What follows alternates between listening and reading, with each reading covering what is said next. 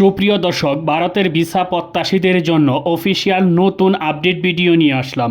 ইতিমধ্যে ভারত বাংলাদেশিদের জন্য 5 বছর মেয়াদী ট্যুরিস্ট ভিসা চালু করেছে। এই ভিসাগুলো কারা কারা পাইবেন, ভিসা আবেদন ফর্ম কিভাবে লিখবেন তার নমুনা সহ এন্ট্রি ভিসা এবং মেডিকেল ভিসা নিয়ে থাকছে আজকের এই ভিডিওতে। তাই ভিডিওটি অনেক গুরুত্বপূর্ণ হতে চলেছে, তাই ভিডিওটি না টেনে সম্পূর্ণ দেখতে থাকুন। নিত্য নতুন এমন ভিডিওর আপডেট পেতে মিস্টেক পয়েন্ট ইউটিউব চ্যানেলটি সাবস্ক্রাইব করে পাশে থাকার বেল আইকনটি অন করে রাখুন। সবার আগে আপডেট নোটিফিকেশন পেয়ে যাবেন। অলরেডি সাবস্ক্রাইব করে থাকলে আপনাকে অসংখ্য ধন্যবাদ। তো চলুন শুরু করি আজকের ভিডিও। প্রিয় দর্শক, ভারতের মেডিকেল ভিসা চালু আছে নামমাত্র, স্লট পাচ্ছে না বললেই চলে। ফাইনালি দেখা যাচ্ছে অনেক ভিসা রিজেক্ট হচ্ছে। এক কথায় বলতে গেলে সাধারণ মানুষের জন্য মেডিকেল ভিসা পাওয়া স্বপ্নের মতো। দিন শেষে যা কয়েকটা পাচ্ছে তাও আবার কন্ট্রাক্টের মাধ্যমে স্লট নিচ্ছে। এখন কথা বলা যাক এন্ট্রি ভিসা সম্পর্কে। এন্ট্রি ভিসা চালু আছে এবং হচ্ছে, তবে সবার জন্য না।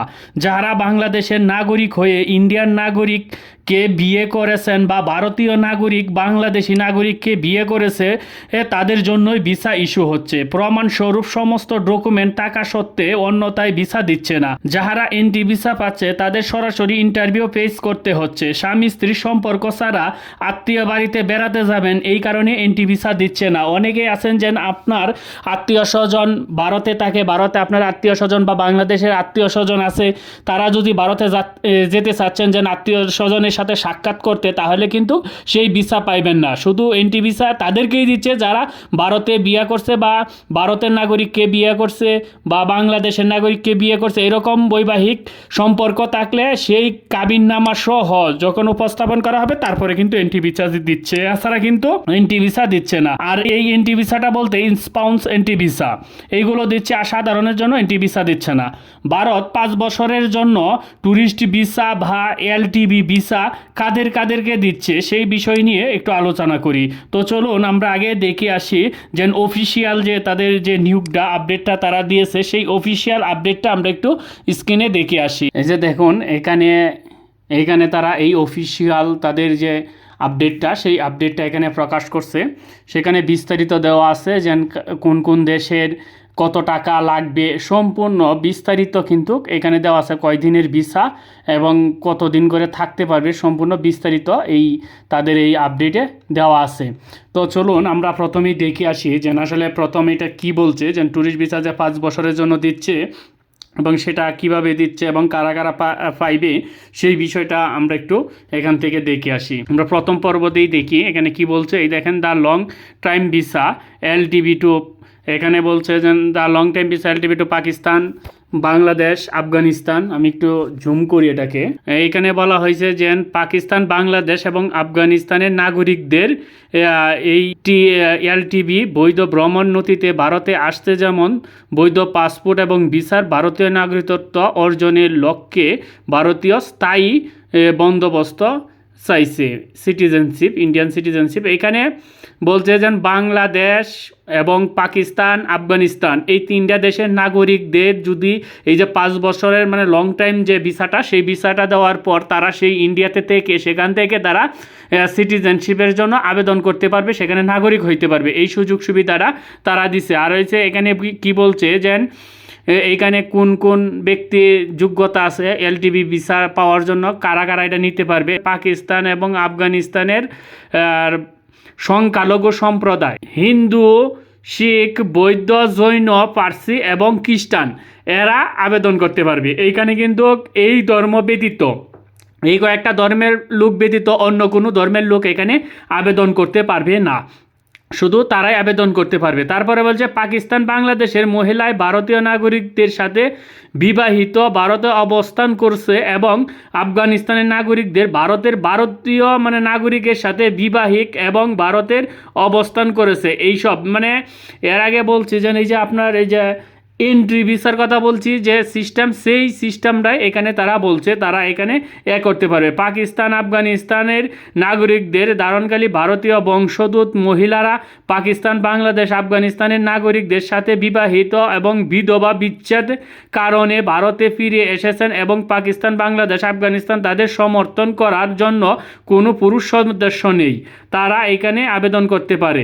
অতএব আপনাদেরকে আরও বলা হয়েছে, যদি আপনাদের কোনো কেস থাকে বা আপনার নামে কোনো মামলা থাকে, মামলা মোকদ্দমা হয়, মানে এক কথাই বলতে গেলে যে সংখ্যালঘু নির্যাতন, যদি সংখ্যালঘু নির্যাতিত হয়ে থাকেন তাহলে তাদের জন্য এটা শুধু মাত্র মুসলিম ব্যতীত অন্য সকল ধর্মের জন্য।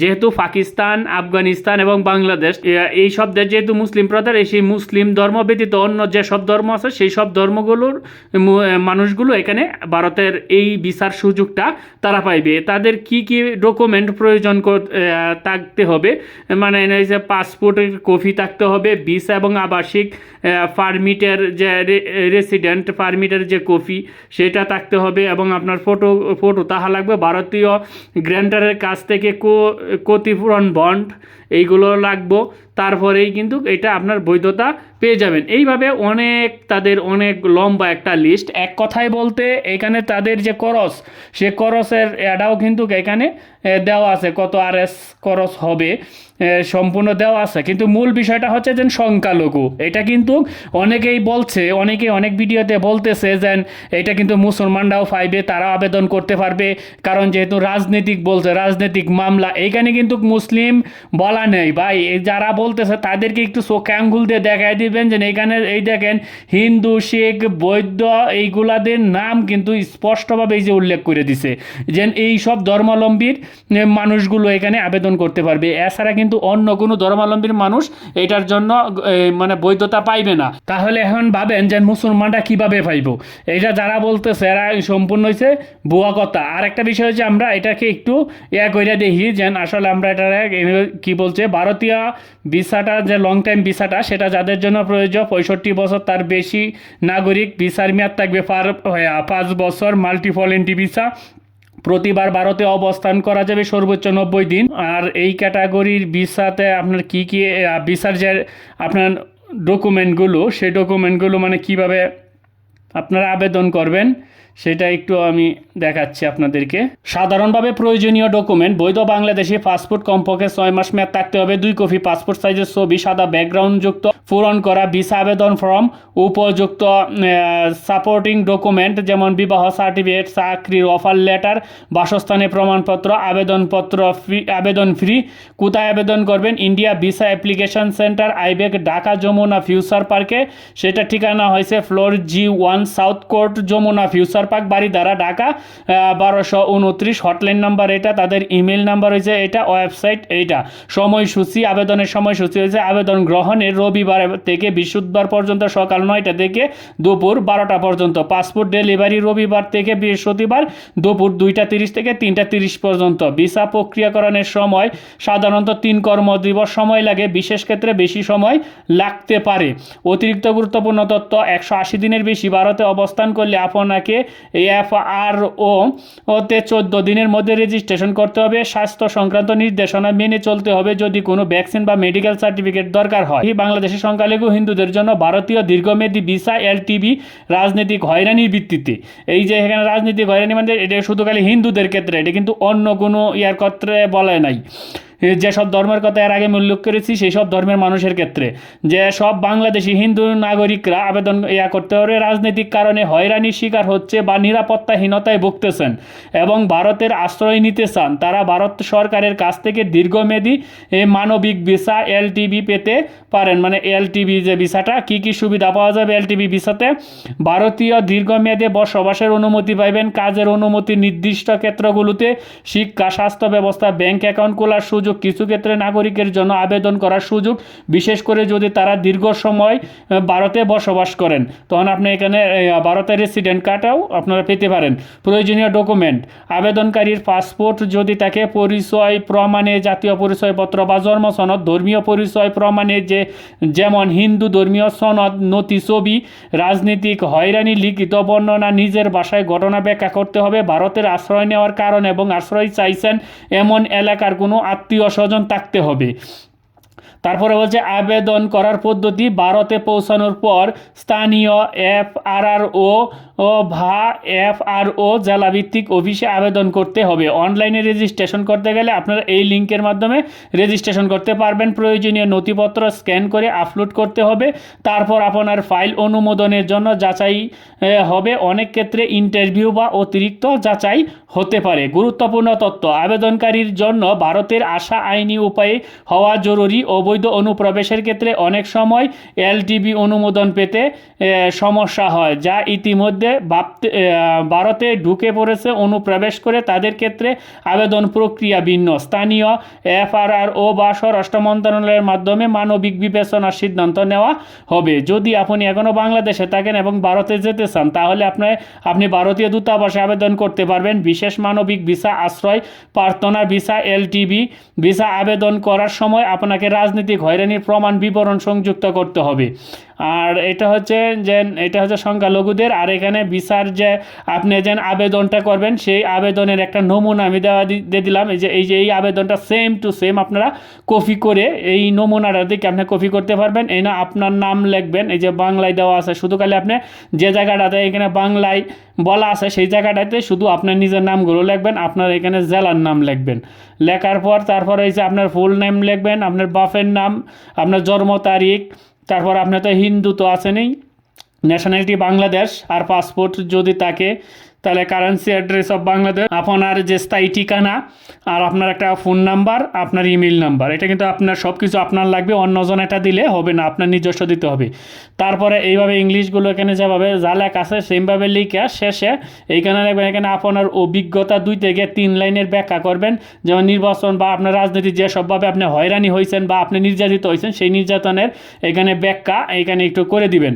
তারপর হয়েছে এইগুলাই, তারপর হয়েছে ন্যাশনাল আইডি, বার্থ সার্টিফিকেট, পুলিশের রিপোর্ট আর ফটো, এইগুলো তো লাগবে, আইডেন্টি যাগুলো এগুলো লাগবে। তারপর লাস্টে আপনার এখানে আপনার নাম দিবেন, তারিখ দিবেন, আর আপনার স্থানটাতে দিবেন। দেওয়ার পরে আপনার এটা প্রিন্ট করে জমা দিবেন। একটি 4x1 কাগজে প্রিন্ট করবেন। প্রয়োজনীয় ডকুমেন্ট যেমন পরিচয়পত্র, ছবি, সম্ভব হলে রাজনৈতিক হয়রানির প্রমাণ সংযুক্ত করুন। তারপর এটি নিয়ে ভারতীয় হাইকমিশনার বাড়ি দ্বারা ঢাকা বা আইব্যাকে অফিসে যান। এই হচ্ছে মূল বিষয়। প্রিয় দর্শক, যেন এইখানে আসলে যেন এই যে ভারত থেকে যেন আপনার এই যে তারা যেন অফিসিয়াল যে আপডেটটা, নতুন ভিসার আপডেটটা প্রকাশ করছে, এটা শুধুমাত্র সংখ্যালঘুদের জন্য। যেহেতু বাংলাদেশ, পাকিস্তান, আফগানিস্তান এখানে ইসলাম ধর্মের মানুষ বেশি, সেখানে হচ্ছে ইসলাম ধর্মের মানুষ যেহেতু বেশি, সেখানে অন্য ধর্মের লোকগুলো কিন্তু সংখ্যায় অনেক কম। তাই তাদের সুবিধার জন্য, তাদেরকে নিরাপত্তার ক্ষেত্রে তারা এই ভিসাটা চালু করেছে। এই ভিসাটাকে নিয়ে বাংলাদেশে অনেক মুসলমানরা বলতেছে যে মুসলমানরাও পাইবে। এটা সম্পূর্ণ ভুয়া কথা এবং মিথ্যা কথা। সেইগুলো আপনারা স্পষ্টভাবেই কিন্তু এইখানে দেখতে পাচ্ছেন যে ধর্মের নামগুলো উল্লেখ করা আছে। যদি এই ধর্মের নামগুলো উল্লেখ করা না থাকতো তাহলে একটা কথা আছে যে রাজনৈতিক আশ্রয় প্রশ্রয় চাইয়া আপনি আবেদন করতে পারতেন, যে কোনো ধর্মের লোক হইলেও। কিন্তু এখানে স্পষ্টভাবে উল্লেখ করা আছে এবং দেশের নামও উল্লেখ করা আছে, পাকিস্তান, বাংলাদেশ, আফগানিস্তান, এই দেশের নামগুলো কিন্তু উল্লেখ করা আছে। যাই হোক প্রিয় দর্শক, আশা করি বুঝতে পারছেন। আজকে এবারের মতন বিদায় নিব। দেখা হবে পরবর্তী ভিডিওতে। সবাই ভালো থাকবেন, সুস্থ থাকবেন। ধন্যবাদ সবাইকে।